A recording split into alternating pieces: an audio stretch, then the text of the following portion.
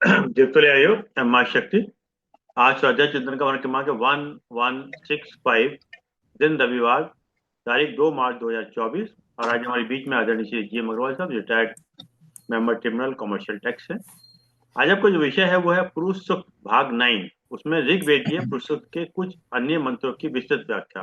आदरणीय G M Agarwal साहब की 4 पुस्तकें लिखी हुई हैं, जिसमें से एक है श्री रुद्रम एवं उसकी चमत्कारी शक्तियां, ईश्वर का वैज्ञानिक एवं शास्त्रीय विवेचन, काश हम भी वृक्ष होते काव्य संग्रह, पुरुष सूक्त व्याख्या, उपयोगिता और वैज्ञानिकता। ये हमारे अमेजोन और फ्लिपकार्ट पर मिल सकती हैं, जिस किसी को चाहिए वो ले सकते हैं।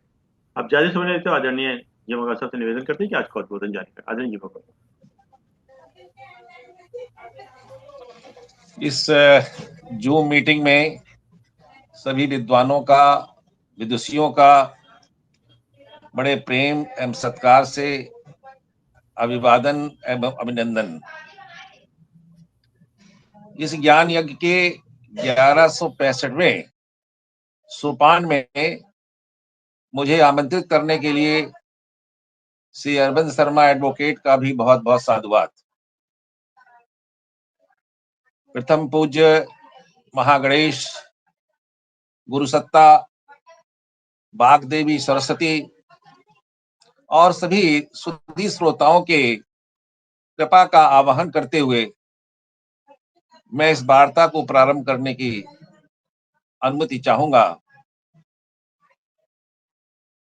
तो सर्वप्रथम महागणेश के लिए ओम एक दंताय विद्महे वक्रतुंडाय धीमहि तन्नो दंती प्रचोदयात। गुरु सत्ता के लिए है गुकारस्संदकारस्था ऋकारस्तेज उच्यते अज्ञान ग्रासकम ब्रह्म है गुरुरेव न संशयः। गुरु की जो परिभाषा दी गई है, गुरु शब्द दो शब्दों से मिलकर बना हुआ है, गु और रू। गु कहते हैं अंधकार को और रू कहते हैं तेज को या प्रकाश को। तो अपने तेज से, अपने प्रकाश से, अपने ज्ञान को जो अंधकार का उन्मीलन कर दे, उसको नष्ट कर दे, वो गुरु है। अज्ञान ग्रासकम ब्रह्म है गुरु रेव न संशया। और इसमें किसी को कोई संशय भी नहीं होना चाहिए कि गुरु जो है वो आपके अज्ञान को, आपके अंधकार को दूर करने के लिए पूर्णता समर्थ है। बागदेवी सरस्वती की कृपा का आह्वान करते हुए, सरस्वती नमस्तुभ्यं वरदे काम रूपिणी वार्तारंभम करिष्यामि सिद्धिर्भवतु मे सदा।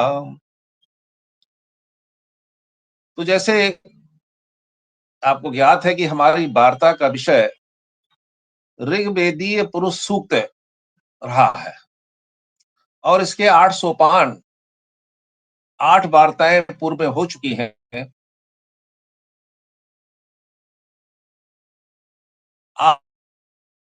आज ये 9 मित्र की आपके सम्मुख का सौभाग्य मुझे प्राप्त हुआ है।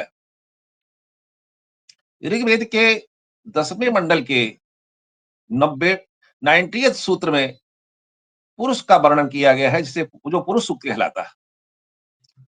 अगर जैसे गूगल पे या किसी और सर्च इंजन से आप सर्च करना चाहें तो आप ऋग्वेद पुरुष सूक्त या ऋग्वेदीय पुरुष सूक्त या केवल पुरुष सूक्त भी लिखेंगे आपको, तो आपको आसानी से पुरुष सूक्त के और ऋग्वेद के सभी 16 मंत्रों का आप अवलोकन, अवगाहन और निरीक्षण कर सकते हैं। अब पुरुष सूक्त है क्या, थोड़ी सी भूमिका जब पहले कई बार बताया जा चुका है, लेकिन 1.5-2 महीने का अंतराल हो जाता है, तो श्रोताओं की मेमोरी को रिफ्रेश करने के लिए पुरुष है क्या, पुरुष सूक्त, सूक्त तो कहते हैं कि एक ही विषय पर कई ऋचाओं का संग्रह सूक्त कहलाता है। विषय वस्तु एक ही होती है और उस पर जो वर्णन किए जा रहे हैं उसको सूक्त कहते हैं। और पुरुष क्या है भाई, देखो पुरुष तो एक ही है, दूसरा कोई पुरुष नहीं है। पुरुष का जैसे हम व्युत्पत्ति करते हैं, उसका निर्वचन करते हैं, तो उसका पूरी धन वश, यानी जो पूरे ब्रह्मांड में जिसका वास हो, वो पुरुष है। जिसकी सत्ता सभी ब्रह्मांडों में आप अनुभव कर सकें, वो पुरुष है। तो पुरुष सूक्त में हम उस परम पुरुष की, उस परमात्मा की महिमा, गुण, कार्य, उसके प्रभाव का वर्णन करते हैं, उसकी गुणों का वंदन करते हैं। तो इस सूक्त में जो 16 मंत्र दिए गए हैं, वे बड़े मनोहारी ढंग से पिरोए गए हैं। और पुरुष है क्या? कोट कोट ब्रह्मांडों का नियंता है। हम तो अभी एक ब्रह्मांड में रह रहे हैं, जिसका भी हमें ठीक से वैज्ञानिक उसका ठीक से जानकारी नहीं ले पा रहे हैं अभी तक। मेरे ख्याल से उसका 5% या उससे थोड़ा सा ज्यादा ही उसके बारे में हम जानकारी प्राप्त कर पाए हैं। तो वो कोट कोट ब्रह्मांडों का नियंता है, और जिसके केवल एक पाद से, यानी उसके एक चतुर्थांश से, 1/4 भाग से ये सभी ब्रह्मांड प्रकट हुए।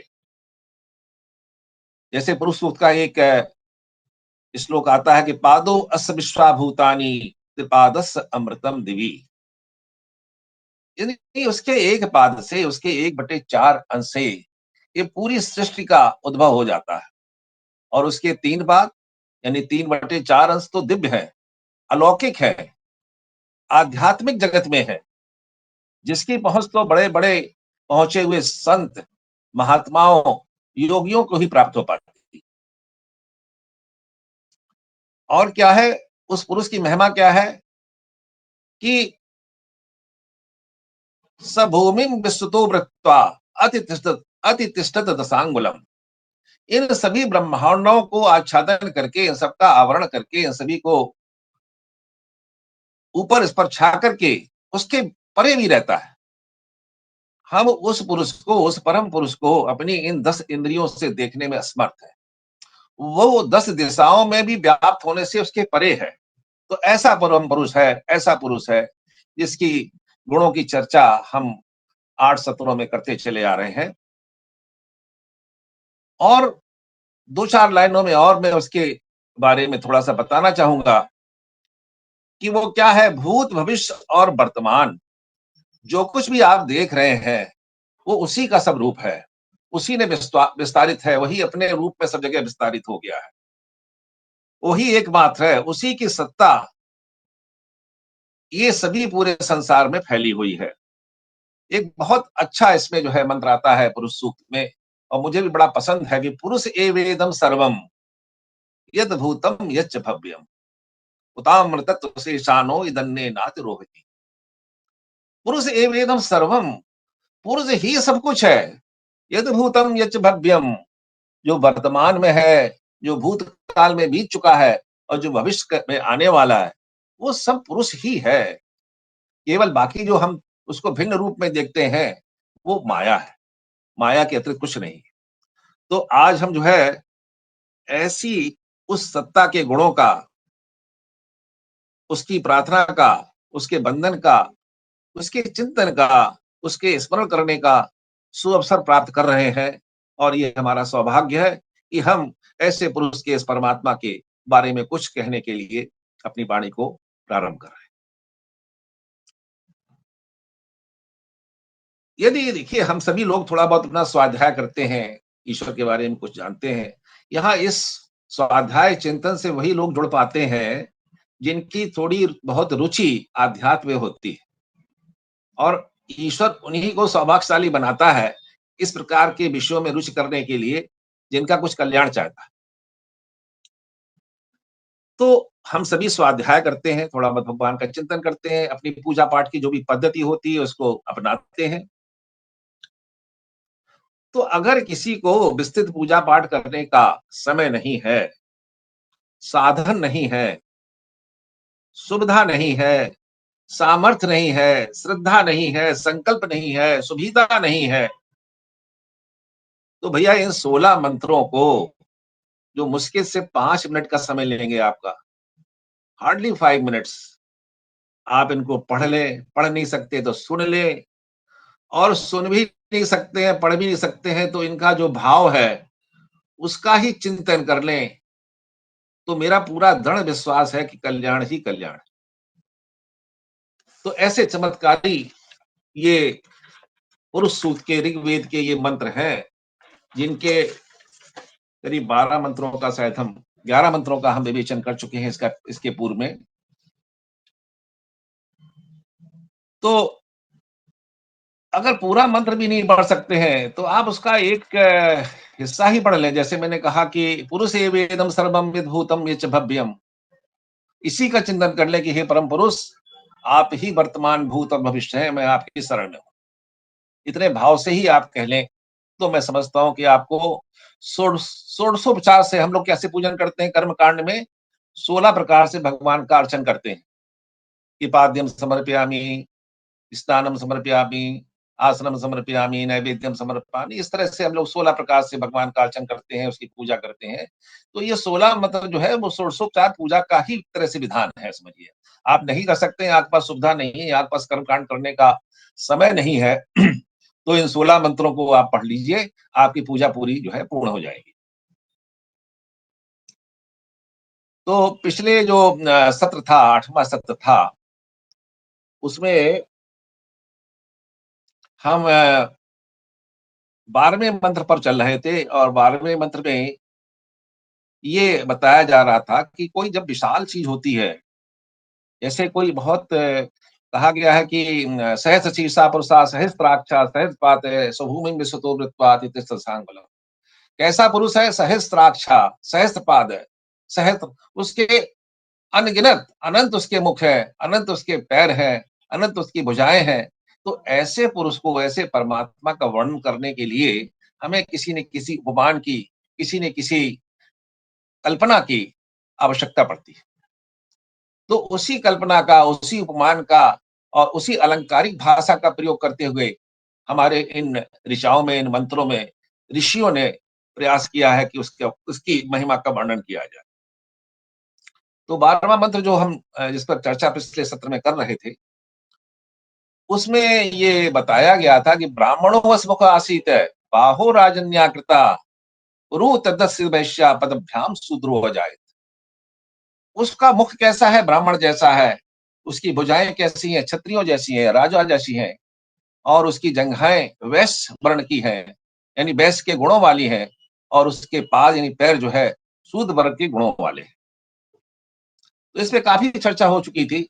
और जो अंतिम पद है कि पदभ्याम शूद्रो अजायत, उसके बारे में थोड़ा सा हमने कहा था कि अगले सत्र में इसके बारे में चर्चा करेंगे हम, कि ये बड़ी मतलब जो है विवादास्पद पद है, जिस पर कि काफी विवाद भी होता है, काफी टीका टिप्पणी भी होती है, और इस पर जो है कई लोगों को आपत्तियां भी होती हैं। तो मैं कह रहा था कि जब कोई बहुत विशाल चीज होती है, अगम्य होती है, अगोचर होती है, हमारी इंद्रियों के परे होती है, इंद्रियातीत होती है, तो हम उसका वर्णन कैसे कर सकते हैं? हम कैसे करेंगे? किसी अलंकारिक भाषा में करेंगे, किसी उदाहरण देके करेंगे, कल्पना का सहारा लेके करेंगे, और उसके जो प्रभाव है, उसके गुणों का जो प्रभाव है, उसका वर्णन करते हुए करेंगे। किसी चीज को प्रमाणित करने के लिए सामान्यतः 4 प्रकार के प्रमाणों की मान्यता होती है। एक तो होता है प्रत्यक्ष प्रमाण, कि भाई सामने वस्तु है, आपकी इंद्रियों से, आपकी आंख, कान, नाक से सब दिखाई सुनाई पड़ रहा है, तो आप उसको मान लेते हैं। दूसरा क्या होता है? अनुमान, कि भाई देखिए कहीं पर धुआं अगर उठ रहा है तो आप ये अनुमान लगा सकते हैं वहां पर अग्नि का वास जरूर होगा, अग्नि होगी। तो ये अनुमान भी आपका एक प्रमाण है। तीसरा जो प्रमाणिक चीज होती है उपमान को, कि उपमान के हम जैसे किसी चीज को हमने देखा नहीं है, जिसको कभी समझा नहीं है, लेकिन उस जैसी है तो हम किसी की उपमा दे करके उसको हम वर्णन कर देते हैं कि भाई ये चीज ऐसी है। जैसे सपोज किसी ने नील गाय नहीं देखी हो और उसको किताबों में कहीं पढ़ा हो, अपने शास्त्रों में पढ़ा हो या किसी उससे पढ़ा हो कि नील गाय गाय जैसी होती है, तो जब आप किसी जंगल में जाएंगे तो देखेंगे और नील गाय पाएंगे तो आप इसको अंदाजा लगा सकते हैं कि ये नील गाय ही है, गाय तो नहीं लग रही है, नील गाय है। और चौथा होता है आप्त वचन। आप्त वचन मतलब कि जो हमारे वेदों में, जो हमारे ऋषियों ने, जो हमारे महान लोगों ने या ऐसे पुरुष ने कहा है जिस पर हमें विश्वास करना ही है, इस पे अविश्वास करने का कोई कारण नहीं है, तो उसको भी हम, जैसे कोई अगर माँ कहती है कि ये तुम्हारा पिता है, तो बच्चा उस पर विश्वास करने का बाध्यता हो जाती है। तो उसी प्रकार से जो परम पुरुष है, जिसकी इतनी बड़ी विशाल महिमा है, उसको समझने के लिए हमें उपमानों की और कल्पनाओं का आश्रय लेना पड़ता है। उसी श्रृंखला में, उसी कड़ी में ये पूर्व के मंत्रों का विवेचन समझना चाहिए, उसी को करना चाहिए। तो इस मंत्र में जैसे कहा कि ब्राह्मणों स्मको आसीद है, तो ब्राह्मण के जो गुण बताए गए हैं शास्त्रों में, वेदों में, गीता में, तो उस गुणों वाला उसका मुख है। भुजाएं क्षत्रियोचित गुणधर्म वाली हैं, जंघाएं वैश्यों के गुण को मेल खाने वाली हैं, और पैर यानी पाद जो है शूद्र वर्ण के जो गुण हैं, शूद्र वर्ण के गुण क्या है? सत्वरता से सेवा भाव, दक्षता से सेवा भाव, यानी जो बहुत कुशल हो अपने सेवा कार्य में, वो उसमें जो है शुद्धता के, शूद्र वाले गुण को माना जाता है। तो आज हम इस पादकों की पदभ्याम शूद्रो अजायत की विशेष व्याख्या पर हम ध्यान केंद्रित करेंगे कि ये मंत्र का भाग जो है किसी वर्ण विशेष को, ये ज्यादातर इस पर आरोप या आक्षेप ये लगता है कि किसी वर्ण विशेष को या किसी जाति विशेष को नीचा दिखाने के लिए, उसे अपमानित करने के लिए, उसे कमतर आंकने के लिए वेद के ऋषियों ने इसकी रचना की। क्यों? कि भाई देखिए, ब्राह्मणों को तो आपने मुख से पैदा हुआ दिखा दिया, क्षत्रियों को आपने भुजाओं से दिखा दिया, वैश्यों को आपने जंघाओं से दिखा दिया, तो भाई हम क्या इतने गए बीते थे कि हमको आपने पैरों के बराबर समझ लिया कि हम पैरों से उत्पन्न हुए हैं क्या? तो ऐसा भाव ध्वनित होता है या प्रत्यक्ष होता है या इसको डिराइव किया जा सकता है। तो ऐसी चीजें जो है समाज में आसानी से फैल जाती हैं, उसका निराकरण, उसका खंडन प्रामाणिक सहित करने का मेरा दायित्व इस वार्ता के क्रम में है।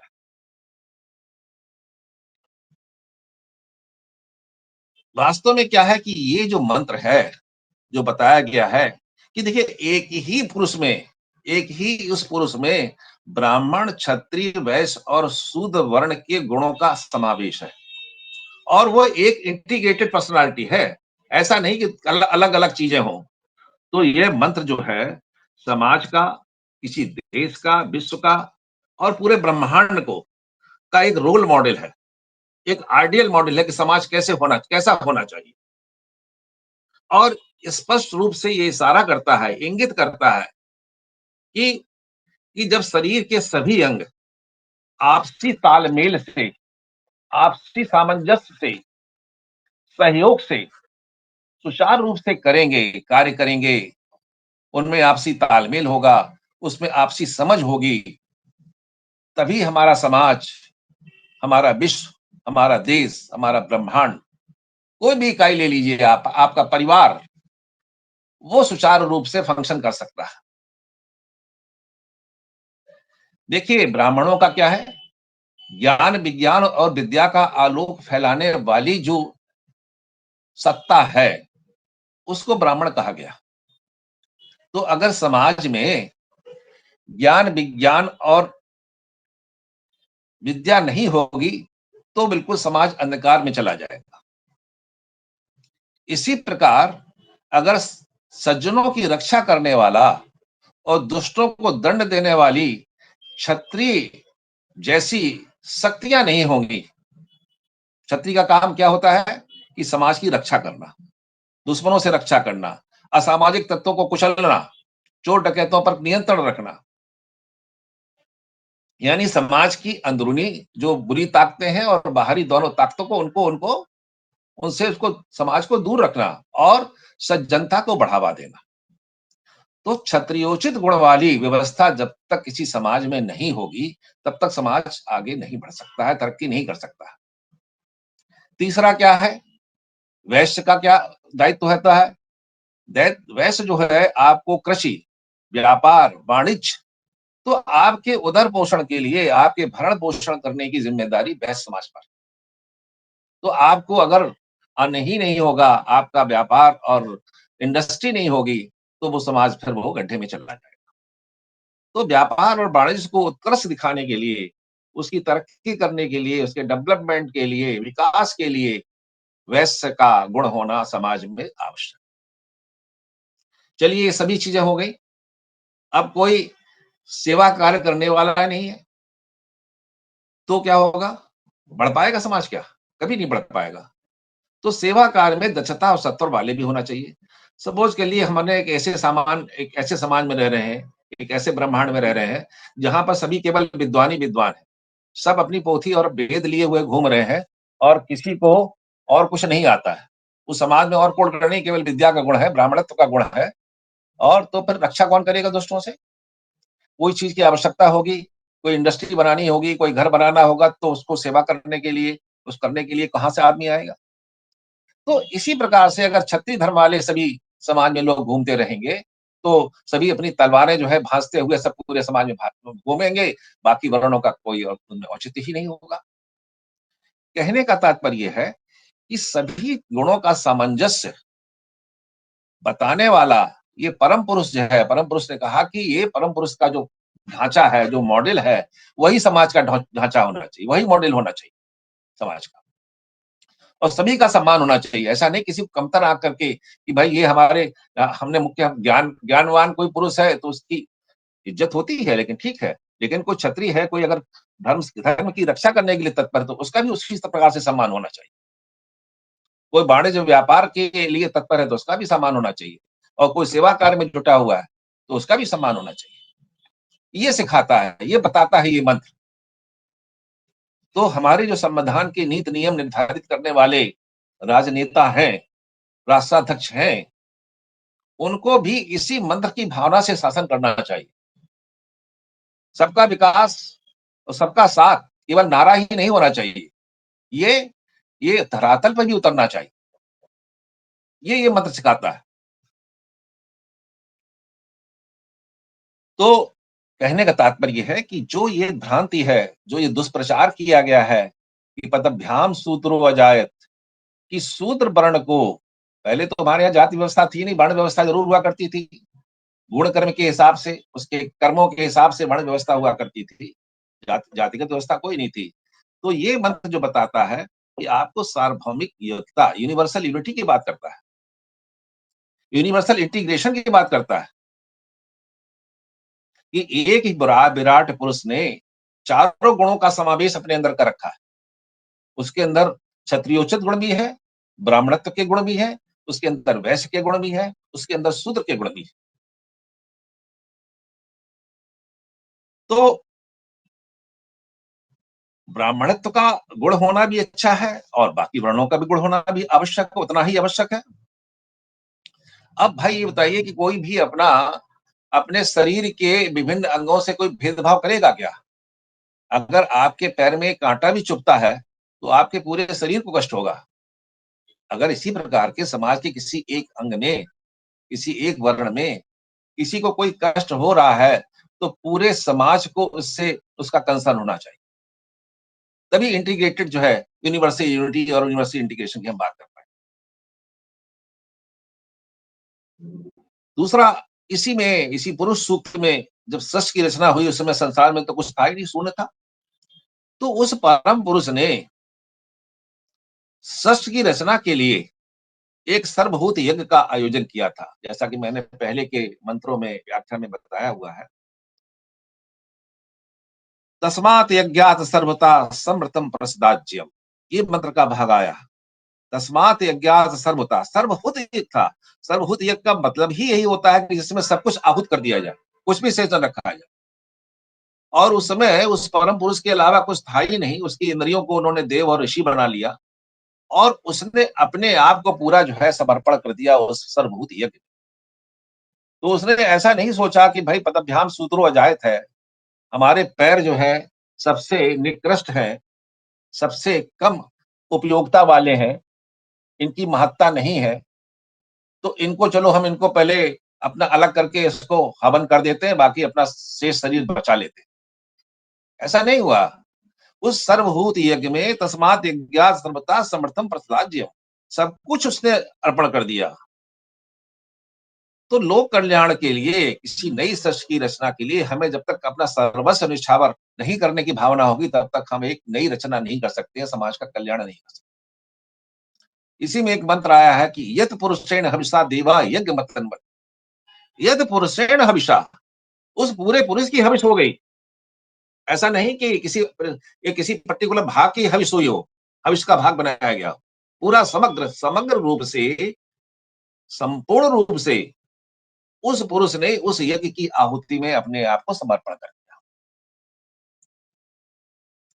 और फिर कहते हैं कि जैसे अलग अलग कोट कोट ब्रह्मांड ने, हर एक ब्रह्मांड के लिए उसने कॉस्मिक बॉडी का सृजन किया पहले, और उस कॉस्मिक बॉडी को, जिसको विराट बोलते हैं कि तस्मात् विराट जाए तो विराजो अधिपुरुषा, उस कॉस्मिक बॉडी को निर्माण करने के बाद उसका एक नियंत्रक, कंट्रोलर, कोई भी एक बॉडी बनाएंगे जब तक उसका कंट्रोलर नहीं होगा तब तक समाज में व्यवस्था नहीं हो सकती।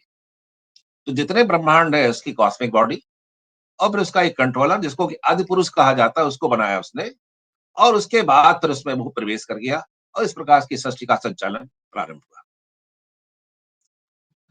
तो कहने का तात्पर्य है कि ये जो भ्रांति है, जो ये दुष्प्रचार है कि ये जो इसी को अपमानित करने के लिए ये मंत्र का प्रादुर्भाव हुआ है, इसकी रचना की गई, ये सर्वथा मिथ्या है, सर्वथा गलत है, और मिसकंसेप्शन ये है समाज में फैलाया गया। दिलीप वेदालंकर एक बहुत वैदिक स्कॉलर हुए हैं, उन्होंने अपनी पुस्तक में वैदिक ह्यूमनिज्म में लिखा है उन्होंने कि समाज के ताने वाने को और उसकी जैविक प्रवृत्ति, बायोलॉजिकल उसकी नेचर को समझाने के लिए इस मंत्र का प्रयोग किया गया है कि उसके सिर कैसे हैं, जंगा कैसे हैं, इस उदाहरण से उसको जो है बताने का प्रयास किया। और किसी की उपयोगिता, किसी के गुण ही इंपॉर्टेंट है, किसी की जन्म कहाँ हुआ है, कैसे हुआ है, ये इंपॉर्टेंट नहीं है। Worth and not the birth is important. इसी प्रकार से एसपी सिंह साहब ने एक वैदिक सिंबोलिज्म की किताब लिखी हुई है, और इसमें उन्होंने लिखा है कि पूरे ब्रह्मांड को समग्र रूप से उस विराट पुरुष के रूप में दिखाया गया है, और उसके गुणों को, उसकी प्रकृति को, उसके अंगों के विभिन्न वर्णों के गुणधर्म के उदाहरण से समझाने का प्रयास किया। तो कहने का तात्पर्य है कि जो उपमा दी गई है, जो अलंकारिक भाषा का प्रयोग किया गया है, वो केवल उस पुरुष को, क्योंकि हम उसके बारे में जानते नहीं, उसकी विशालता, उसकी महानता, उसकी महनीयता इतनी ज्यादा है कि उसका वर्णन करने के लिए हमें कोई न कोई कल्पना करने की आवश्यकता पड़ जाती है। जब ऋग्वेद की ऋचाएं जो लिखी गई हैं, ऋग्वेद में करीब करीब 10,000 मंत्र हैं, और उसमें ये जाति या वर्ण की बात जो है इसी मंत्र में आई, बाकी कहीं और नहीं आई। वो भी केवल वर्ण की व्यवस्था के बारे में इन्होंने इंगित किया है, वो भी पुरुष के वर्णन करने के उद्देश्य से किया है। अब दूसरा इसका तर्क ये दिया जा सकता है कि जैसे किसी पुरुष को हमें सम्मान देना है, समाज में किसी पुरुष के सम्मान के लिए सबसे पहले हम क्या करते हैं, उसके पैरों का स्पर्श करते हैं। कहते हैं साहब चरण बंदन पाए लगाओ, पैरों का स्पर्श करते हैं हम लोग। तो पैरों के हीन कैसे समझ सकते हैं हम? पुरुष के, किसी भी पुरुष के व्यक्तिगत जीवन में, सामाजिक जीवन में, पारिवारिक जीवन में हम किसी को भी, किसी पुरुष हो, कोई महिला हो, कोई कोई भी हो, किसी को सम्मान देने के लिए हम पैरों का ही स्पर्श करते हैं।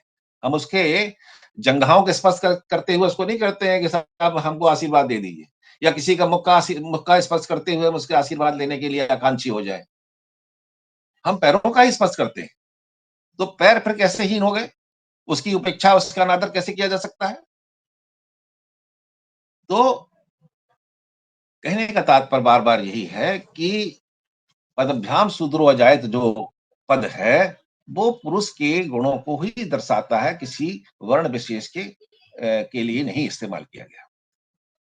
फिर एक मंत्र और आता है, अभी 12वां मंत्र जैसे चल रहा है, 14वें मंत्र में कहते हैं हम कि पदभ्याम भूमि दिशा श्रोता तथा लोकान कल्पयन, नाभ्या आसीद अंतरिक्षम शीर्षोधो समवर्तता, पदभ्याम भूमि दिशा श्रोता तथा लोकान अकल्पयन। आगे के मतलब सृष्टि की उत्पत्ति कैसे हुई, इसका विस्तार कैसे हुआ, उसके विभिन्न चीजों कैसे हुआ, उसको आगे बढ़ाते हुए कहते हैं पदभ्याम भूमि। फिर कहते हैं कि उस पुरुष के पद से भूमि उत्पन्न हुई। अभी यहां तक कहा गया पदभ्याम सूत्रो जाए। अब यहाँ जो अगले मंत्र में जो है 14वें मंत्र में एक मंत्र छोड़ करके जो 14वां मंत्र आएगा उसमें क्या बताते हैं, उसमें बताते हैं पदभ्याम भूमि। पदभ्याम भूमि का मतलब क्या है, पद से भूमि का उत्पत्ति हुई। तो भैया यहाँ तो भूमि आ गई। अब उस पैर से जिसको कि आप हे और हीन मानते हुए दुष्प्रचार कर रहे थे, आगे के मंत्रों में कहा गया कि पदभ्याम भूमि। तो भूमि क्या होती है, भूमि का दर्जा कैसा है कि जब हम सुबह सुबह उठते हैं तो जमीन पर पैर रखने से पहले हमारे जो है पूर्वजों ने, हमारे माता पिता ने, हमारी दादा बाबी ने बताया था कि आप सबसे पहले पैरों को, जमीन को स्पर्श करें, उसका सम्मान करें, क्योंकि ये भरण पोषण करती है, हमारे लिए अन्न देती है, हमको धारण किए हुए है। तो जो पैरों से उत्पन्न हुई भूमि है उसकी हम इतनी वंदना करते हैं, हमारी जीवन का जो आधार है उसको हम माँ के समान मानते हैं। हमारी संस्कृति ही यही है कि सुबह उठ के सबसे पहले हम पृथ्वी को स्पर्श करके उसका बंधन, उसके प्रति सम्मान व्यक्त करें। तो फिर हम भाई जो भूमि से निकली हुई चीज, पैरों से निकली हुई चीज है, उसको हम असम्मानित कैसे कर सकते। कहने का तात्पर्य है कि कोई भी मंत्र जो है, वेदों के जो मंत्र दिए गए हैं उसके किसी भाग को पकड़ करके उसकी व्याख्या करना सर्वथा अनुचित। उस मंत्र की पृष्ठभूमि क्या है, उसकी अंतर्निहित भावना क्या है, उसका संदर्भ क्या है, इस पर विचार करना चाहिए। और जब कोई बहुत छोटी चीज होती है, जैसे सपोज के लिए हम किसी इलेक्ट्रॉन के बारे में कोई वर्णन करना चाहें, तो इलेक्ट्रॉन को कोई देखता नहीं नंगी आंखों से, क्या इलेक्ट्रॉनिक जो आपके माइक्रोस्कोप है उससे भी दिखाई पड़ता है, उसका इमेज केवल दिखाई पड़ती है, उसका मूवमेंट भी देख सकते हैं, उसको आप ठीक से नहीं देख सकते हैं। तो उसके गुणों से, उसकी इमेज से, उसके मूवमेंट से ही हम जो है ना अंदाजा लगा लेते हैं कि भाई ये इलेक्ट्रॉन है, इसका भार ये होगा, उसका मास ये होगा, उसकी वेलोसिटी ये होगी। इसी प्रकार से कोई बहुत बड़ी विशाल चीज है तो उसका भी हम अनुमान से, उसके गुणों से ही पता लगा, तो फिर उसके अलंकारिक भाषा का प्रयोग करके हम उसके बारे में बताते हैं। तो आंशिक भाग को लेकर के, मंत्र के एक छोटे से भाग को लेकर के इस प्रकार की बात करना सर्वथा अनुचित है। और देखिए बार बार जो है हमारे मंत्रों में आया है विकल्पयन अकल्पयन, पदभ्याम भूमि दिशा सोता था लोकन अकल्पयन, कल्पना कर रहे हैं। हमें जब पता नहीं तो हम उसकी कल्पना ही तो करेंगे। पूर्व के मंत्र में भी आया था कि क्या, कि तो कल्पना अकल्पयन ये वर्ड शब्द जो है बार बार प्रयोग किए जा रहे हैं मंत्र दृष्टा ऋषि द्वारा, तो उसको उसी प्रकार से लेना चाहिए, उसके छोटे से भाग कर को लेकर के नहीं आगे बढ़ना चाहिए। दूसरा कि सपोज कर लिए, चलिए भाई पैर को आपने हीन समझ लिया, उसको निकृष्ट समझ लिया, उसको अनादर योग्य समझ लिया। क्यों अनादर समझ लिया कि भाई नीचे का भाग है, तो मुख में तो और भी अशुद्धियां होती हैं, नाना प्रकार की अशुद्धियां मुख से निकलती हैं, तो फिर उसको कैसे आप सम्मानित कर लेते हैं। अब देखिए इसी के संदर्भ में कुछ मंत्रों को मैं लेता हूं जो अथर्ववेद यजुर्वेद के मंत्र हैं, उनको आगे बढ़ाता हूं। अथर्ववेद के 19वें अध्याय के 62वें सूक्त में लिखा गया है, प्रियम मां कृणु देवेशु, प्रियम राजसु मां कृणु, प्रियम सर्वस्व पश्यते उद शूद्र उतार्यई। क्या मतलब हुआ इसका कि हे प्रभु आप मुझे ज्ञानी ब्राह्मणों में प्रिय कीजिए, प्रार्थना कर रहा है, और मुझे कि राज्य की व्यवस्था करने वाले क्षत्रिय वर्ग में भी प्रिय कीजिए, हम उसके प्रिय हों, उसके फेवरेबल हों, उसकी गुड बुक्स में हों। और क्या कहता है कि प्रियम सर्वस्व पश्चात उद शूद्र उतार यही, और जो भी मुझे देखे मुझमें प्रीति वाला हो जाए, मेरे स्वभाव की सरलता व प्रसन्नता मुझे सबका प्रिय बनाए, और शूद्रों में भी मुझे प्रिय बनाइए, वैश्यों में भी मुझे प्रिय बनाइए। तो जब इसी प्रकार से आगे का मंत्र जो है यजुर्वेद का है 26.2 कहता है, यथेमाम वाचम कल्याणी मावदीनी जनाभ्या ब्राह्मा राजन्याभ्याम शूद्राय चार्याय च स्वाय चारणाय च।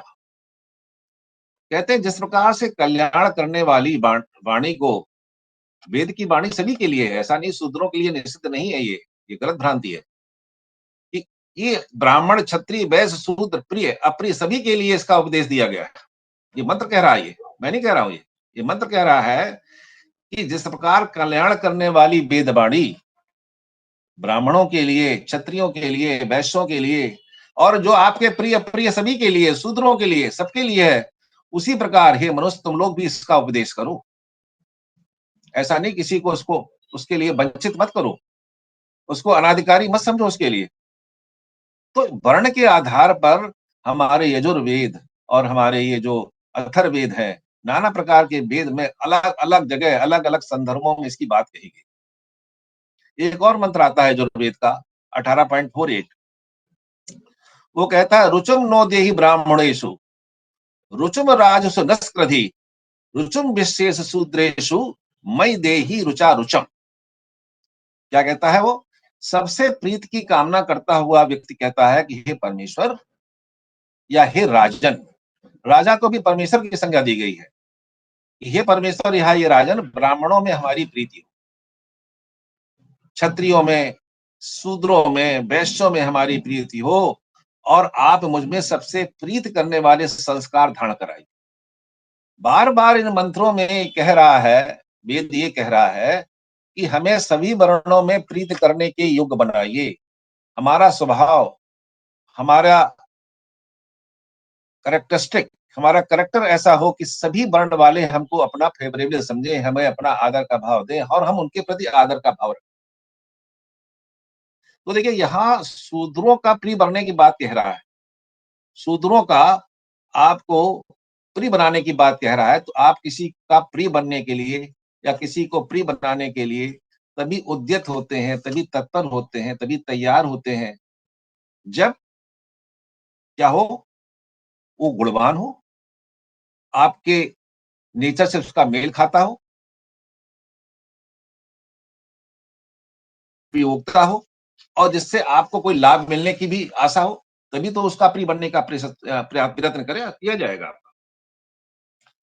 तो कहने का तात्पर्य बार बार यही है कि पदभ्याम शूद्रो अजायत, कि पदभ्याम शूद्रो अजायत का मतलब ये नहीं है कि किसी वर्ण विशेष को नीचा दिखाने के लिए, उसको अपमानित करने के लिए इन शब्दों का प्रयोग किया गया।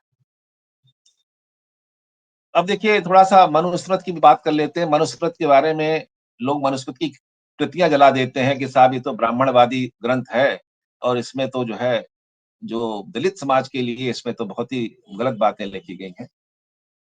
तो मैं दो तीन शब्दों से, दो तीन मंत्रों से इसके दिए हुए उसको उदाहरण से मैं आपको स्पष्ट करना चाहूंगा कि मनुस्मृति के 10.65 जो मंत्र है उसमें कहा गया है कि शूद्रो ब्राह्मणता मेति ब्राह्मणश्चेत शूद्रताम क्षत्रिया जातमेवं तु विद्यात वैश्यात तथैव विचा।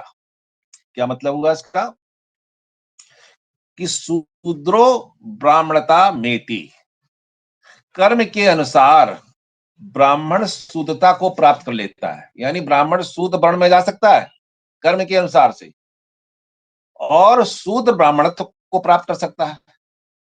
ब्राह्मणश्चैत शूद्रताम, इसी प्रकार क्षत्रिया जात में तू, क्षत्रिय और वैश्य से उत्पन्न संतान भी अन्य वर्णों को प्राप्त हो जाया करती हैं। कैसे? विद्या, योग्यता और कर्म के अनुसार। आप किसी कुल में, किसी जन्म में आप उत्पन्न हुए हैं तो आगे चल करके, सपोज के लिए आप शूद्र में जन्म उत्पन्न हुए, शूद्र वर्ण में, तो अपनी विद्या से, अपनी योग्यता से आगे के वर्ण में जा सकते हैं। और हमारे ये केवल मंत्र ही नहीं कहता है, ऐसे 20 उदाहरण भरे पड़े हुए हैं जहां पर ये जो है वर्णों का एक्सचेंज हुआ है, एक वर्ण से दूसरे वर्ण में जाने की जो बात कही गई है उसके उदाहरण भरे पड़े हुए हैं। मैं दो चार उदाहरण से आपको रूबरू कराता हूं इसमें कि जैसे विश्वामित्र, जो कि बहुत ही फेमस ऋषि हुए हैं रामचंद्र के कार्यकाल में, वो क्षत्रिय थे पहले। राजा कौशिक के नाम से उनका राज हुआ करता था, बड़े प्रतापी राजा थे वो। और वो वशिष्ठ के यहाँ पर जब वो गए तो उन्होंने नंदिनी गाय देखी, तो नंदिनी गाय को लेने के लिए वो उद्यत हो गए। उन्होंने छल से, बल से, हर प्रकार से नंदिनी गाय को लेने का प्रयास किया, लेकिन वशिष्ठ ऋषि के, और उन्होंने अस्त्रों का भी प्रयोग किया, लेकिन वशिष्ठ ऋषि ने उनके सभी अस्त्रों को उन्होंने उनको बिल्कुल निष्क्रिय कर दिया। तो उनको बड़ा ताज्जुब हुआ कि ये जो ब्राह्मण जो है, जिसके पास कुछ भी नहीं है, हम इतने बड़े प्रतापी राजा हैं, तो हमारा ये प्रतापी होना बिल्कुल बेकार है। फिर उन्होंने तप के बल से जो है, पहले वो राजर्षि बने, फिर बाद में और तपस्या, उन्होंने घनघोर तपस्या की, तो ब्रह्मर्षि ऋषि और उनको और दर्जा प्राप्त हुआ। तो कहने का तात्पर्य है कि उन्होंने अपने तप से, अपनी साधना से क्षत्रिय से ब्राह्मणत्व को प्राप्त किया विश्वामित्र ने। और हमारी तो जो है, जो कि गायत्री मंत्र के प्रणेता भी वही है, विश्वामित्र जी है। महाराजा अग्रसेन, जिसके अग्रवाल कुल के जितनी भी महाराजा अग्रसेन, उनकी कुल के जो है वो देवता माने जाते हैं, वो क्षत्रिय वंश में पैदा हुए थे, वो क्षत्रिय थे बेसिकली। लेकिन चूंकि उन्होंने राजकीय कार्यों में, क्षत्रिय कार्यों में, यज्ञ के कार्यों में हिंसा, पशु हिंसा को वर्जित कर दिया पूरी तरह से, इसलिए क्षत्रियोचित उन्होंने कहा कि आपके अंदर गुण नहीं, उनको वैश्य के अंतर्गत परिवर्तित करने का बाध्यता होनी पड़ी। अब देखिए, पांडुपुत्रों की जब हत्या की द्रोणाचार्य के पुत्र अश्वत्थामा ने पांडु के सोते हुए पुत्रों की, पांचों पुत्रों की हत्या कर दी थी। तो उसके बाद महाभारत में आप देखेंगे कहीं भी उसको ब्राह्मण वंश से इस्तेमाल नहीं किया गया, द्रोणपुत्र ही कहा गया है। ब्राह्मण से उसको च्युत कर दिया गया। ब्राह्मण होते हुए भी, द्रोण का इतना गुरु का पुत्र होते हुए, सब कुछ जानते हुए भी उसको ब्राह्मण के दर्जे से निकाल दिया गया। तो कर्म और योग्यता प्रधान रही है। उच्च या नीच कुल में जन्म का आधार कभी भी हमारे वेदों में नहीं रहा। अब देखिए, दूसरा उदाहरण देता हूं, महर्षि वेदव्यास का, जिन्होंने सभी आपके पुराण और ये सब चीजें लिखी हुई हैं। उनकी माता एक निषाद थी, मछुआरी थी, सतवती धीवर थी, मत्स्यगंधा कहलाती थी वो। तो उस हिसाब से तो वो, उनका कुल भी जो है वो नीचा ही रहा, फिर भी उनका इतना सम्मान है। सभी वेदों का, सबका उनका रचयिता माना जाता है उनको।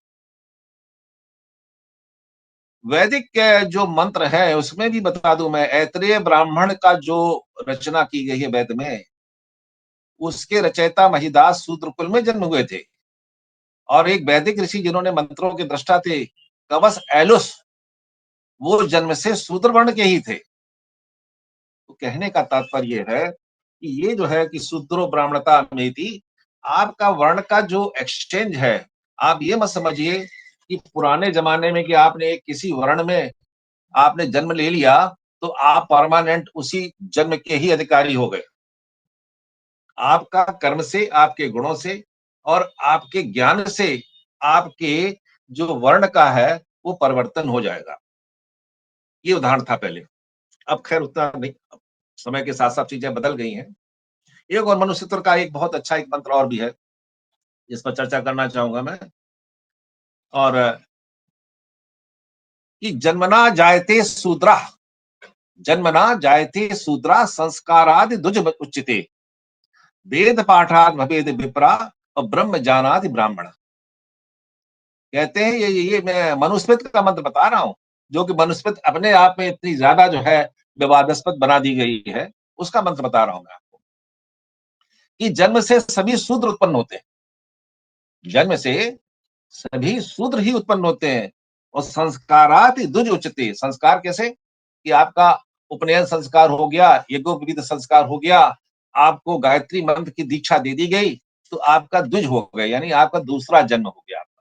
आप जो है तो उसको कहते हैं द्विज हो गए। ऐसा नहीं कि ब्राह्मणों में ही यज्ञोपवीत संस्कार और वर्णों में यज्ञोपवीत संस्कार होते हैं, तो वो भी द्विज कहलाते हैं। जिसका यज्ञोपवीत संस्कार हो जाए, गायत्री मंत्र की दीक्षा प्राप्त हो जाए, वो द्विज हो जाता है। तो संस्काराद द्विज उच्चते, संस्कार से, संस्कारित होने से आप द्विज बन जाते हैं। और वेद पाठात भवेद विप्रः। विप्र कब बनते हैं आप? जब वेद का पठन पाठन कर लेते हैं, ठीक है ना, तो वेद जब पढ़ लेते हैं, वेदों का ज्ञान हो जाता है, तब आप विप्र कहलाते हैं। और ब्रह्म जानाति ब्राह्मण, हाँ, ब्राह्मण के लिए, ब्राह्मण पदवी के लिए तो बहुत ही भाई कठिन बात है। ब्राह्मण बनना ऐसे आसान नहीं है। ब्रह्म जानाति ब्राह्मण, जो ब्रह्म को जानता है, ब्रह्म के बारे में जिसको ज्ञान हो गया है, वो ब्राह्मण है।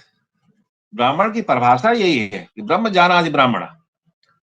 अब देखिए द्विज कैसे बताया कि संस्कार से बनता है, तो इसमें एक बार रघुनाथ बुलाए गुरु द्विज पुरवासी सवाई। रामचरितमानस में आता है कि एक बार रघुनाथ बुलाए गुरु द्विज पुरवासी सवाई। गुरु के साथ द्विज आए, मतलब जिनका संस्कार हो गया था वो सभी आए। सामान्य लोगों को द्विज की पदवी दे दी जाती है, जिसका संस्कार हो गया वो द्विज हो गया। अब देखिए विप्र का एक उदाहरण बताता हूं मैं आपको उसी से, कि विप्र रूप धर वचन सुनाए सुनत विभीषण उठ तहाँ आए। जब हनुमान जी लंका में प्रवेश करते हैं, विभीषण के यहाँ जाते हैं, तो विप्र रूप धर के जाते हैं। तो कैसे भाई उन्होंने विप्र रूप, केवल आपने कोई पहनावा दे दिया, कोई अच्छा तिलक लगा लिया तो उससे विप्र रूप नहीं हो गए। विप्र रूप धर वचन सुनाए, जब उन्होंने वचन कहा, कुछ उन्होंने वेद वाणी कहा होगा, तब विभीषण ने जाना कि ये विप्र है। तो द्विज नहीं कहा उनके लिए, तो विप्र कहा उन्होंने। तो इस प्रकार से द्विज, विप्र और ब्राह्मण में एक अंतर है।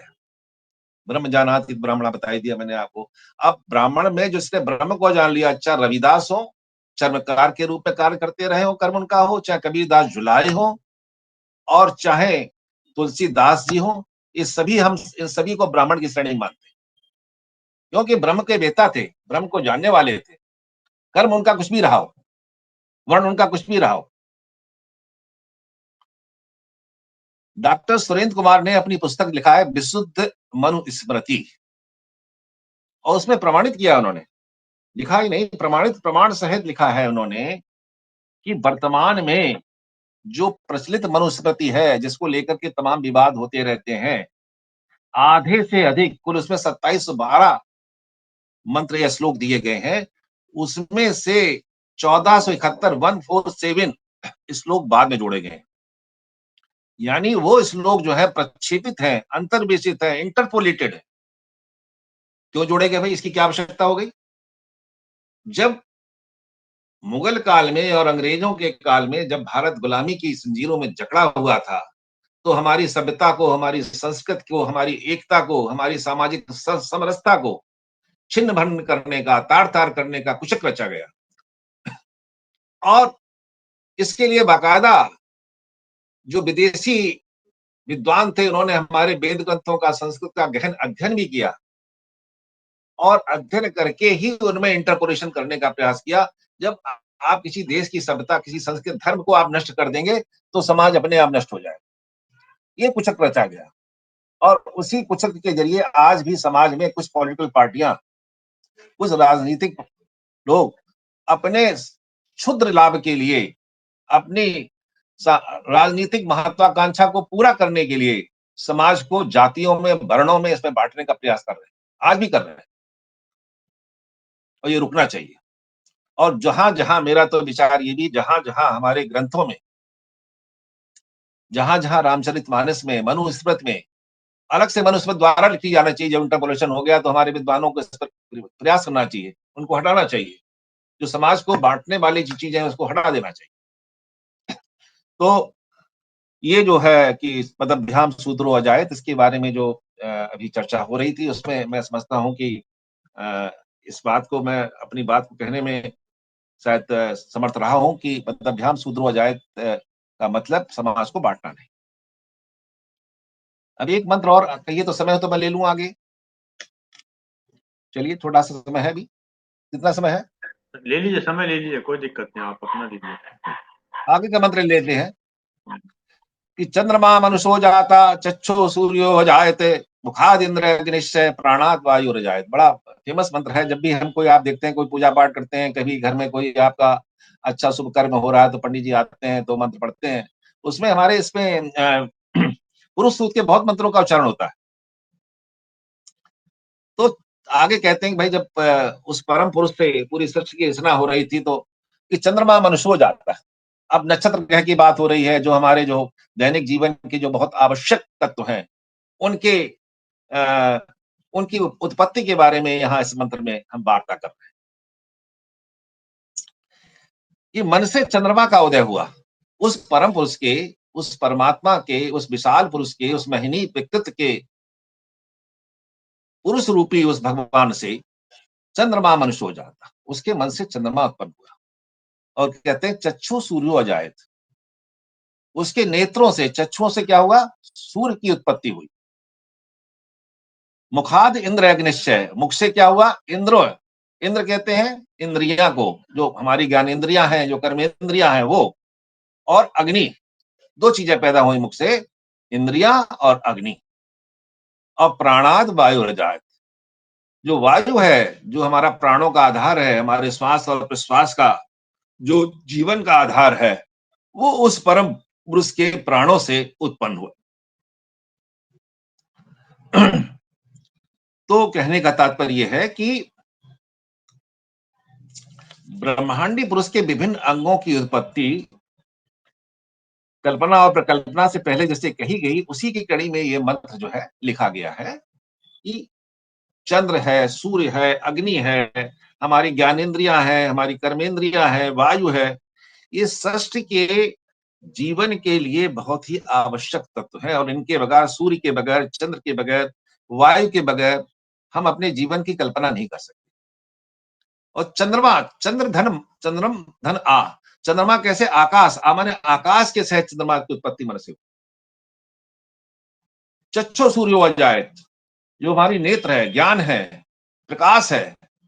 नेत्र क्या बताते हैं, नेत्र बताते हैं आपको प्रकाश के, आपके ज्ञान के बारे में बताते हैं। उसकी उत्पत्ति क्या हुई, आपके सूर्य की उत्पत्ति उससे हुई।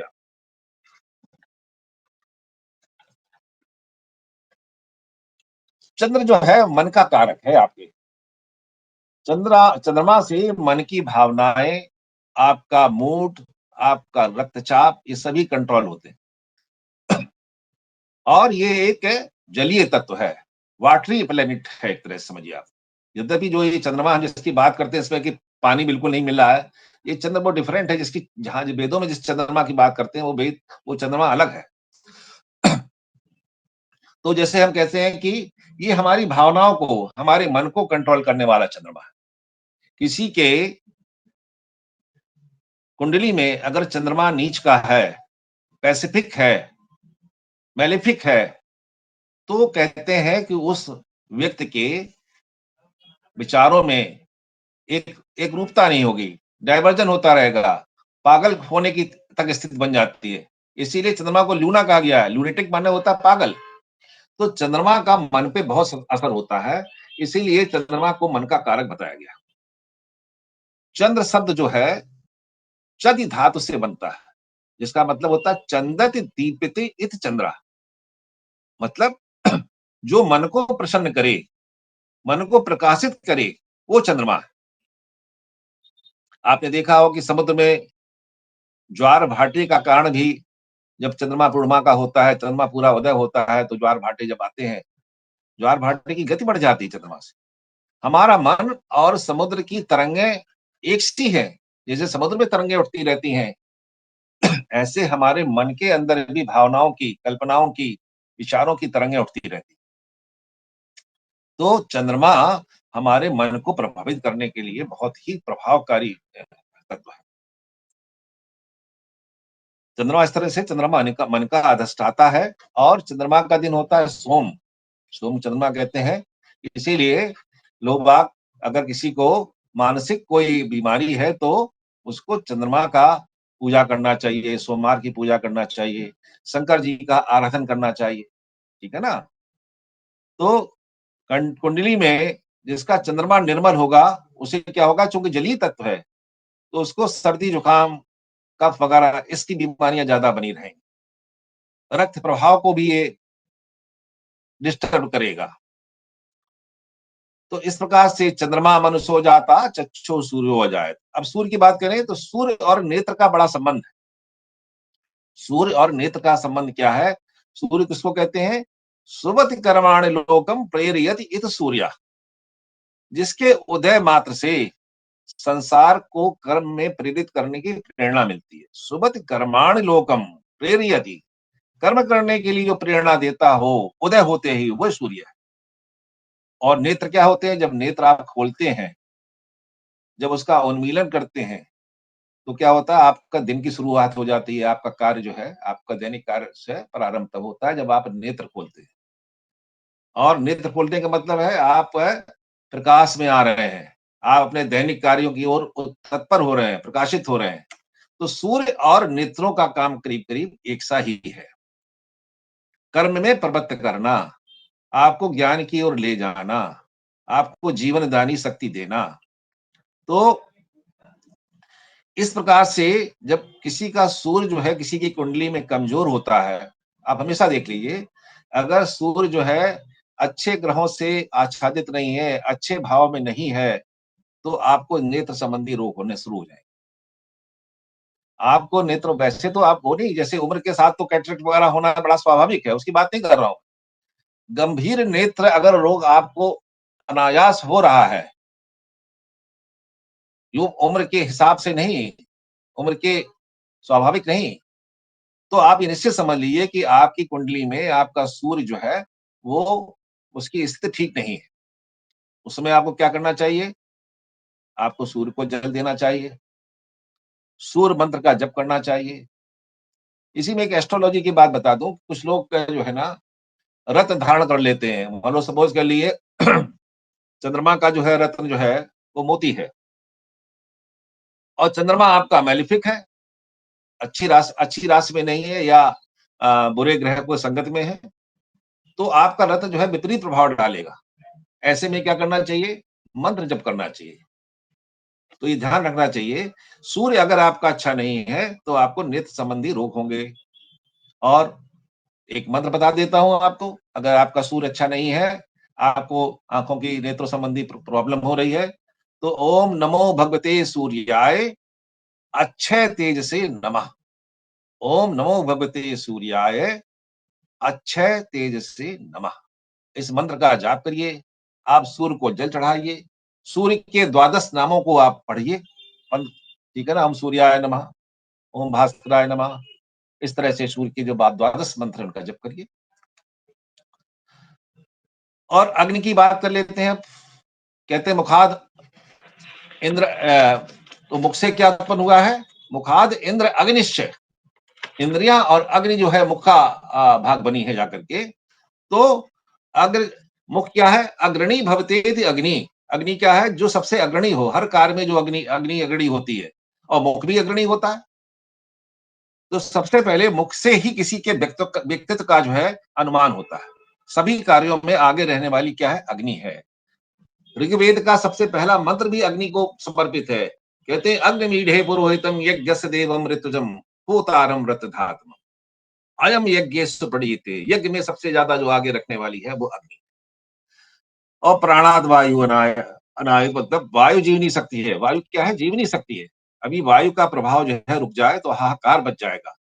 कितनी देर बिना प्राण के, बिना वायु के आप रह सकते हैं? तो विराट पुरुष का जो प्राण है वही सबका प्राणाधार है। विराट पुरुष का जो प्राण है वही सबका प्राणाधार है। तो इस मंत्र से बहुत ही जो बेसिक जो नेचर की चीजें हैं उसकी आराधना की गई है। और इस मंत्र का जो जप करते हैं उनका मन, उनकी मानसिक स्थिति, नेत्र, आपकी समस्त इंद्रियां, आपके शरीर की सभी अग्नियां, आपके शरीर में 13 प्रकार की अग्नियां होती हैं, जठराग्नि से लेकर के प्राण पाचकाग्नि, अवैश्वाग्नि, कक्षाग्नि, तमाम तरह की अग्नियां होती हैं 13 प्रकार की। सभी प्रकार की अग्नियां आपकी ठीक रहेंगी। ये मंत्र इतना प्रभावकारी है कि आपके सारे शरीर को निरोगता प्रदान करने वाला है। आध्यात्मिक तो लाभ है ही उसका, लेकिन उसका वैसा लाभ भी है जो आपको लाभ करने वाला है। बहुत बहुत धन्यवाद। पूरा समय हो चुका है। मैं बहुत बहुत धन्यवाद रजनीश जी मगवाल साहब, आज आपने बहुत सुंदर व्याख्या करी, हम आपके आभारी हैं। बाद में दोस्तों तुम्हारे आदरणीय एन के नैप साहब बोलेंगे। आपने बहुत सही कहा कि ब्राह्मण जन्म से नहीं कर्म से होना चाहिए। अगर आपके कर्म श्रेष्ठ हैं तो आप ब्राह्मण हैं। चलिए साहब। किसी की कोई और जिज्ञासा, कोई प्रश्न बनते तो पूछ। चौधरी साहब ने विंडो खोल दी है, वो कुछ पूछना चाह रहे हैं, पूछे।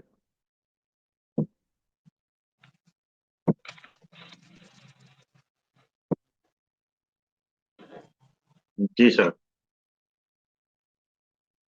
नहीं, पूछना नहीं है बस।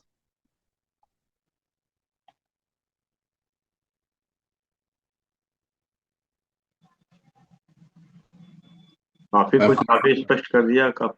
और कोई सवाल बनता ही नहीं है इसमें सब चीज़ों का। मैं पूछ लूं सर। हाँ, आप ही पूछिए। हाँ बिल्कुल बिल्कुल है साहब। तो जो पहला पहला आपने जो आज की शुरुआत की ब्राह्मण से मुख हासिल, ये हम लोग जब पढ़ते थे तब ये ऋग्वेद का बताया गया था कि जी। हिस्ट्री में, और अभी भी जित कई लोग से सुनते भी हैं, और इसका अर्थ भी बताया जाता है कि ब्राह्मण की उत्पत्ति मुख से होती है और क्षत्रिय की उत्पत्ति बाजुओं से होती है, ईश्वर के उत्पत्ति। आज आपने बताया वो मुख के समान है, तो ये थोड़ा अर्थ वहां से विभिन्न हो गया। तो दूसरी बात ये है कि जो आपने कहा कि वर्ण में परिवर्तन हो जाता है, वर्ण दूसरे वर्ण में चले जाते हैं, मुझे लगता है जो आदमी, सभी शूद्र पैदा हुए हैं, जो भी जिस भी वर्ण में पैदा हुए हैं, वो हमेशा उसी में रहा। चाहे जितने भी ऋषि मुनि देख लीजिए, किसी का वर्ण आज भी हम वाल्मीकि जी को वाल्मीकि के ही वर्ण से जानते हैं, रविदास जी को उन्हीं के वर्ण से जानते हैं, और यही बताते हैं उनकी उत्पत्ति उसमें हुई। उनके वर्ण में कहीं परिवर्तन नहीं हुआ, उनका कार्य क्षेत्र बदला, वो उनकी विद्या उस लेवल तक पहुंच गई, उनकी विद्वता उस लेवल तक पहुंच गई कि वो उस ब्राह्मण के जो कार्य थे वो करने लगे। तो आज की तारीख में भी अगर हम लोग देखें, तो अगर कोई मेहनत करके किसी कॉम्पिटिटिव एग्जाम को पास कर जाता है, तो वो उस क्षेत्र में एडमिनिस्ट्रेशन में आगे चला जाता है, छत्री वाले कार्य करने लगता है। अगर कोई मंत्रों का बहुत अच्छा पाठ करना शुरू कर देता है और बहुत अच्छी विद्या अर्जित कर लेता है, मोटिवेशनल स्पीचेस देने लगता है या बहुत अच्छी बात बताने लगता है, तो ब्राह्मण और उसके आचार विचार वैसे हो जाते हैं, ब्राह्मणत्व को प्राप्त हो जाता है। और वही अगर किसी भी कुल में जन्मा हो, लेकिन उसने अगर कर्म ऐसे कर लिए या अपनी आदतें नहीं सुधारी, पढ़ाई लिखाई में कोई मतलब नहीं, तो उसके कर्म जो है वो शूद्र वाले हो जाते हैं। ये तो सर, ये मेरा थोड़ा अपना विचार था। दूसरा, आपने चंद्रमा के लिए बोला कि चंद्रमा जो हम देखते हैं ये वो वाला चंद्रमा नहीं है जो होता है। दूसरा कौन सा चंद्रमा होता है ये तो मेरे को भी नहीं पता, कि ल्यूनर इफेक्ट फिर आपने खुद ही कहा कि देखिए ज्वार भाटा आता है इसी चंद्रमा के, क्योंकि उसकी ग्रेविटेशनल फोर्सेस जो जब नजदीक आता है तो ग्रेविटेशनल फोर्स बढ़ जाती है उसकी, तो उससे ज्वार भाटा बढ़ जाता है। उसी में जो ल्यूनेटिक इफेक्ट होता है, कहा जाता है कि जो पागल हो जाते हैं पागल खाने में, उन जब ये चंद्रमा पास आता है, जितनी करीब आता है पृथ्वी के, उनमें उनमें उस श्रृंखलता या उनमें जो ल्यूनेटिक इफेक्ट होते हैं वो उतने ही बढ़ते जाते हैं। तो इसलिए उनको कोशिश की जाती है उस वक्त उन पे ज्यादा निगरानी रखी जाए, उनमें कोई ज्यादा प्रॉब्लम ना हो। तीसरी बात जो थोड़ा सा लाइटर मूड में कहूंगा, कि आपने कहा चंद्रमा जिनका नीच राशि में होता है तो वो पागल हो जाते हैं, तो मुझे आज आपने मेरा भविष्य बता दिया, तो मेरा तो नीच चंद्रमा बिल्कुल चलो। तो हो सकता है मैंने जो प्रश्न किए हैं उसी इफेक्ट में किए हो, आपके सामने रखे हो, बस इतना निवेदन करना था।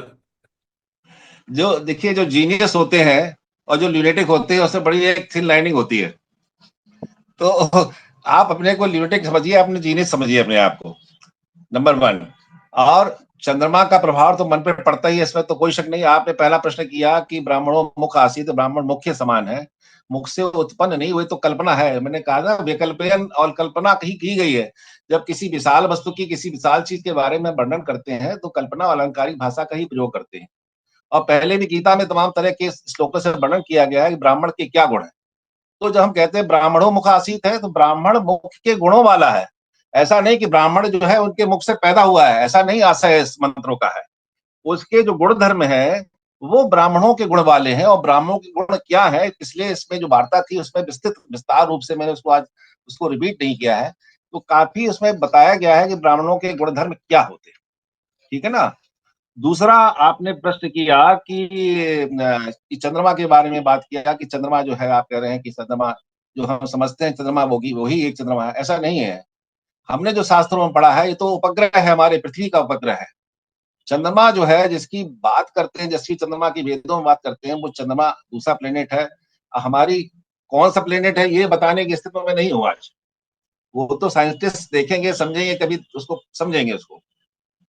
लेकिन चंद्रमा की जो पूजा की जाती है, चंद्रमा के बारे में जो कहा जाता है, हमारे वेदों में जो कहा गया है और शास्त्रों में जो कहा गया है, वो चंद्रमा जो है वो इंडिपेंडेंट, वो एक नक्षत्र होना चाहिए मेरे हिसाब से, और ये उपग्रह के रूप में नहीं होना चाहिए। और एक प्रश्न आपने और किया था क्या, जरा फिर से बताएं क्या प्रश्न किया था आपने, मैं भूल रहा हूँ। तीसरा, कई प्रश्न आपने एक साथ कर दिए एक साथ में, तो मैं गलती हो गई। ल्यूनेटिक नहीं नहीं नहीं नीच नहीं नहीं राशि का नहीं चंद्रमा इकट्ठे प्रश्न कर दिए। अरे वो नहीं वर्ण नहीं। का परिवर्तन जो आपने कहा था कि दूसरे वर्ण हाँ, में वर्ण का परिवर्तन, यस यस। देखिए, वर्ण का जो है, वर्ण व्यवस्था जो है वो कर्म के हिसाब से है, आपके ज्ञान उसके हिसाब से है, ठीक है ना। और मैंने कई उदाहरणों से आपको बताया है कि वर्ण परिवर्तन कैसे हुआ। मैं अपना ही बताता हूँ, मैं अग्रवाल कुल में जन्म लिया है, और हमारे जो अग्रसेन महाराजा थे, जो हमारे कुल के जो प्रणेता थे, वो क्षत्रिय थे, लेकिन आज हमको बनिया कहा जाता है, वैश्य कहा जाता है, ठीक है ना। तो कर्म के हिसाब से वर्ण का परिवर्तन होता रहता है, आज कहलाते हैं। अब इसी तरह से भले ही उन्होंने ब्राह्मणत्व में जो है अश्वत्थामा ने जो है जन्म लिया हो, द्रोणाचार्य के पुत्र हो, द्रोण पुत्र गुरुपुत्र हो, लेकिन कहीं भी महाभारत में जब उन्होंने पांडव पुत्रों की हत्या कर दी, तो कहीं भी उनको ब्राह्मण के रूप में जो है उनका वर्णन नहीं किया, भले ही ब्राह्मण कुल में जन्म लिया हो उन्होंने। इसी प्रकार से मैंने आपको बताया कि वेद व्यास जी थे, वेद व्यास जी थे, भले ही उन्होंने, उनकी माता जो है वो मत्स्य कन्या रही हो, लेकिन चूंकि वो ज्ञानवान थे, कभी उसका जिक्र नहीं होता है कि साहब वो शूद्र कुल में जन्म उत्पन्न हुए थे, ठीक है ना, भले शास्त्रों में लिखा हुआ है। तो वो सब चीजें गौड़ हो जाती हैं, वो सब परोक्ष में चली जाती हैं। जो मेन चीज होती है, आपके गुणों की चर्चा होती है, आपके जो आपने उपलब्धियां प्राप्त की गई हैं उसका होता है। तो जन्मनो जायते सूत्रा जो है वो वर्ड बिल्कुल सही है। हम जो, इसका मतलब ये है कि जन्म से सभी लोग जो है पूरी तरह से, कोई ना किसी के पास कोई गुण होता है, ना किसी के अपने अपने गुणों को अपने संचय करते हैं, कुछ संस्कार से लेके आते हैं, कुछ प्रारब्ध से लेके आते हैं, उसका बात अलग है। लेकिन इनका आशय यही है जो आप कहना चाहते हैं कि एक बार हमने जिस कुल में जन्म ले लिया, उसमें हम फिर चेंज नहीं कर सकते। उसका आशय लिटरल आशय नहीं है, उसका आशय केवल उतना ही है कि हम अपने गुण कर्मों से उस श्रेणी तक पहुंच सकते हैं। चलिए, जी। हो गया नैप का समाधान। और समाधान समाधान ही है। समाधान के लिए प्रश्न पूछे जाते हैं, उनका समाधान हो ही जाता हाँ, है। नहीं नहीं, प्रश्न बात देखिए, वही प्रश्न। है, मेरा वही हाँ, कहना है कि रविदास जी को आज तक किसी ने यही नहीं कहा कि रविदास त्रिपाठी है वो गए, नहीं वर्ण में नहीं, कहने परिवर्तन नहीं हुआ, कहने लेकिन ना उनके देखिए कर्म इतने अच्छे थे कि उनको ब्राह्मणत्व प्राप्त हो गया। ये मेरा कहने का मतलब था। वंश का रवि। परिवर्तन नहीं होता, मेरा वही सारी चीजें। ठीक है, उनको जिन्होंने कर्म खराब किए, जैसे उन्होंने हत्याएं कर दी आपके उनके द्रोणपुत्र जिनका का अश्वत्थामा जी ने, उनको ब्राह्मण नहीं कहा गया, लेकिन उनको उस कुल से वंचित भी नहीं कहा, वो रहे द्रोण के पुत्र ही। कभी ये नहीं कहा गया कि वो निषाद हो गए या कुछ दूसरे होगा, ये नाम नहीं पढ़ा कभी। तो ये मेरा कहना था कि वर्ण का परिवर्तन नहीं होता, कर्म से आप अपने आप को उस लेवल तक पहुंचा लेते हैं कि आपकी आभा वैसी हो जाती है। मेरा तो सर ये मानना है कि ईश्वर जो है वो एक तो तेज पुंज है, जैसे जिसमें हम कैसे कल्पना कर लीजिए, आपने प्रारंभ किया असंख्य भुजाओं वाला, असंख्य मुखों वाला, उस तरह। तो वो तेज पुंज को आप देख ही नहीं सकते, उसमें से क्या क्या उत्पन्न हो रहा, क्या क्या नहीं हो रहा। और सही बात तो ये है कि किसी भी शरीर की कल्पना किसी भी एक अंग विहीन हो जाए तो वो फिर सब कंप्लीशन नहीं होता, चाहे वो पैर हो या कुछ हो। अभी हम लोग के घुटनों की दर्द शुरू हो जाए तो देखिए कैसे भागते हैं डॉक्टर के पास, कैसे हम लोग नी कैप पहनेंगे, कभी से उसमें कभी कभी कोई सर्जरी कराएं, कभी कोई से। किसी भी अंग को हम लोग उसकी ये नहीं कह सकते कि ये किसी तरह से कमतर है बाकी अंगों से, मुख से कम जी, है या वही वही कहने का आशय है इस बाजू, इसका। सबकी अपनी आपकी व्याख्या है। लेकिन हम किस चीज में ज्यादा अपने आप को, जैसे अच्छे खासे वैश्य परिवार के होते हैं, बड़े अच्छे सिंगर बन जाते हैं, बड़े अच्छे गाने गाने लगते हैं, म्यूजिक साइड में चले जाते हैं, जिनकी कभी कल्पना ही नहीं की होती कि इनके घर से कोई इस तरह से निकलेगा। ज्योतिषी बन जाते हैं। अब हमारे आप परिवार, आप कह लीजिए हम लोग तो पंजाबी खत्री हैं, लेकिन मुझे दफ्तर में कभी बंगाली ब्राह्मण समझा जाता था, कभी मुसलमान समझा जाता था, कभी कुछ समझा जाता था। तो अब थ्रू आउट, और जो जो समझा जाता था, अब जो ऑफिसर था उस तरीके से व्यवहार करने लगता था। जब मुझे असलियत पता चलती थी कि ये तो ब्राह्मण, वो पंजाबी खत्री है, तो फिर उस तरीके से मुझे थोड़ा धमकाम कहा जाता था कि ये तेज आदमी होगा। तो इस तरह की चीजें हैं सर, तो वो चलता सर, छोड़िए इसको, आगे बढ़ते हैं। जी जी। चलिए, पकड़ना भी आप ही को, धन्यवाद आप ही को देना, कहाँ छोड़ेंगे। अच्छा अच्छा, नहीं मुझे लगा शायद किसी और का प्रश्न हो। तो आज का दरअसल मेरा आज का गुरुवार साहब का जो उद्बोधन था बड़ा जीवंत था। इनफैक्ट जब इन्होंने आप किसी ऐसे श्लोक से प्रारंभ करते हैं जो आपने काफी पहले से सुन रखे हो, और जब भी कोई हवन होता है, जब भी पूजा होती है, ब्राह्मणों से मुख हासिल दिए सर, हर ब्राह्मण के मुंह से, हर पंडित जी के, हर विद्वान के मुंह से ब्राह्मण जरूर निकलते हैं, ऋग्वेद के श्लोक पढ़े जाते हैं, ये उक्तियां पढ़ी जाती हैं सारी। तो वो लगा कुछ जानी पहचानी चीज की व्याख्या हो रही है, और वो चूंकि आपने खुद भी कहा कि इतना कंट्रोवर्शियल हो गया, लोगों ने उस पर इतना कह दिया, तो सुनने में बड़ी उत्सुकता थी, तो बड़े ध्यान से मैं सुन रहा था आपकी बातों को, इसीलिए मेरे प्रश्न भी जागृत हो गए सर उसमें। तो आज आपका बड़ा जीवंत उद्बोधन था, एक एक शब्द जो था सुनने के काबिल था और सुनना चाहिए था। और जिन्होंने नहीं सुना वो इसके यूट्यूब पे जब आएगी रिकॉर्डिंग जरूर सुने। और आपकी ये सर हिम्मत की मैं दाद देता हूँ कि आप इस तरह के विषयों पे बोलने की इस प्लेटफॉर्म पे ताकत रखते हैं। हर किसी की मना स्थिति नहीं होती ऐसी, और हर कोई हिम्मत नहीं करता, और हर कोई इस कंट्रोवर्सी में पढ़ना भी नहीं चाहता, लेकिन आपने कहा कि नहीं, मैं करूंगा। ये आपकी विद्वता भी बताती है, आपका सब्जेक्ट पे पकड़ बताती है, और आपकी एक वो कहना चाहिए ताकत, अंदरूनी ताकत है हृदय में जो होता है, जब आप किसी चीज पे गलत नहीं है तो अंदर से जो ताकत होती है वो आपके अंदर है। तो आज आपके उद्बोधन में मैं इतना ही कहूंगा, बाकी तो सिर्फ प्रश्न उत्तर में हमने चीजें कह दी, वो बता ही दी, और अपना भविष्य भी समझ लिया। नहीं नहीं, मैंने आपको बस बता दिया जी, आप जीनियस है। तो आज आपका उद्बोधन बड़ा जीवंत था, जीवंत शब्द मैं जरूर लगाऊंगा सर, जी क्योंकि जी। थ्रू आउट उद्बोधन में हम बड़े ध्यान से सुनते रहे एक एक चीज को, और एक ही चीज को आपने बड़े अच्छे से व्याख्या की। आपके आज के उद्बोधन के लिए आपका बहुत बहुत, जीवंत उद्बोधन के लिए बहुत बहुत धन्यवाद सर। चलिए साहब, आपको जीनियस की उपाधि मिल गई है। मोदी पूरी बात मोदी आपने नहीं सुनी, ल्यूनेटिक जीनियस कहा उन्होंने, आप एक एक नहीं नहीं, ध्यान मैंने दीजिए। मैं हर बात सुनता हूँ सर, मैं छोड़ता नहीं किसी शब्द को। नैब साहब, आपका आपका चंद्रमा नीच का है, आप कैसे कह रहे हैं? नहीं, जी सर। नहीं, अग्रवाल साहब ने नीच का आपका तो आप दिया। चंद्रमा आप क्या, नीच का है, आप कैसे कह रहे हैं? नीच का कैसे है आपका चंद्रमा? वो सूर्य। कुंडली में है सर, है? आठवें किस आठवें घर किस में है। राशि का है ये बताइए, किस राशि वृश्चिक का है? राशि, किस वृश्चिक राशि राशि में का है? है। आठवें घर से मतलब नहीं है। नहीं, वृश्चिक राशि का नीच का चंद्रमा है। तो मोदी जी का भी चंद्रमा वृश्चिक का है, नीच का है। जीनियस है, सर जीनियस। मोदी जी तो शनि के ढैया में बने थे प्रधानमंत्री, उनकी तो बात बिल्कुल। देव साहब देखिए, किस किस ग्रह की दृष्टि पड़ रही है आपके चंद्रमा के भाव पर, ये भी इम्पोर्टेंट है। हाँ केवल सर बीज वो। का होना से ही इम्पोर्टेंट नहीं है, किन किन ग्रहों की दृष्टि पड़ रही है वो भी बहुत इंपॉर्टेंट है। आप जो है ना, आप कल्पनाशील है, और कल्पना जो है, कल्पनाशील आदमी, उसका चंद्रमा हमेशा स्ट्रांग रहता है। सर आपने शहर का नाम लिया था, शहर की गलियों का हाँ। नाम नहीं लिया लिया था आपने उद्बोधन में। नहीं तो आपको मालूम, ये मालूम है, ये तो मालूम ही होगा ना, जब हम डॉक्टर साहब के यहाँ गए थे, जो अग्रवाल साहब उनके जी रिलेशन जी में। जी, अग्रवाल साहब यहाँ क्या हो गया? नहीं, वैसे ही बता रहे हैं कि मतलब वो भी जीनियस है ना, मतलब डॉक्टर साहब भी।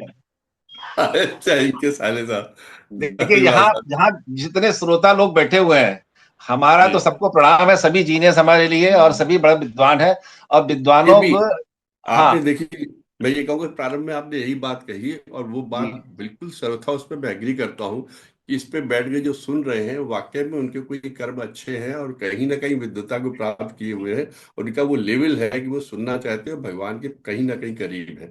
इस चीज को बिल्कुल। मैं कहना भूल गया सर, ये आपने बहुत सुंदर बात कही थी, बड़ी अच्छी बात कही थी, सही बात है बिल्कुल। और हमें छोड़ के हम तो दरी बिछाने वाले हैं। आपका तो आप तो बहुत पुण्य समय की समय बात। से आप जो जागृत ये हैं सर। आयोजन ये कर रहे हैं ना, ये इसका जो है, अगर दशांश भी हमको मिल जाएगा ना, तो हमारा कल्याण हो जाएगा। शर्मा जी, मोदी जी ने भी बहुत दिन दरी बिछाई है। आज क्या बात है, हम मोदी जी के पीछे पड़ गए। चलिए साहब, तो इससे बहुत इससे बहुत अच्छा धन्यवाद उदाहरण और जानिए क्या के, देंगे? बहुत बहुत धन्यवाद जानिए अनकिने साहब, बहुत बहुत धन्यवाद जी मगर साहब। आपने समय निकाल समझ दिया, हम आपके आभारी हैं। और जैसे कि विचार साहब तो 3 बार ओम के साथ अपनी बात समाप्त करते हैं। आज का विचार बहुत छोटा सा विचार है, और बोलने से पहले ही खत्म हो जाएगा, ध्यान ध्यान से सुनिएगा, इधर उधर मत सोचिएगा। मन की बात कह देने से, मन की बात कह देने से फैसले हो जाते हैं। मन की बहुत बात बढ़िया। कह देने से फैसले हो जाते हैं, और मन में रखने से फासले हो जाते हैं। बहुत गहरी बात है। वाह वो लोग श्री साहब मन में रखने से फास्ट हो जाते हैं। चलिए सही है। वाह वाह वाह वाह, म्यूटेड था वाह सर। वाह। वाह वाह। चलिए आई थी मोहम्मद ओम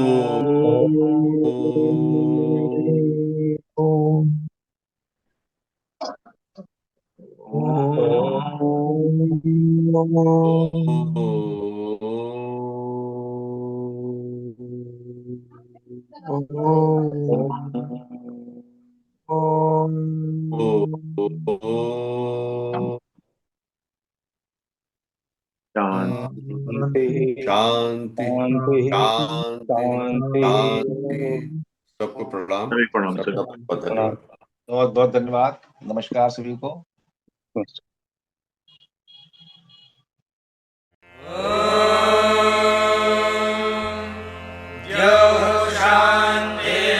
शान्तिरन्तरिक्षं शान्तिः पृथिवी शान्तिरापः शान्तिरोषधयः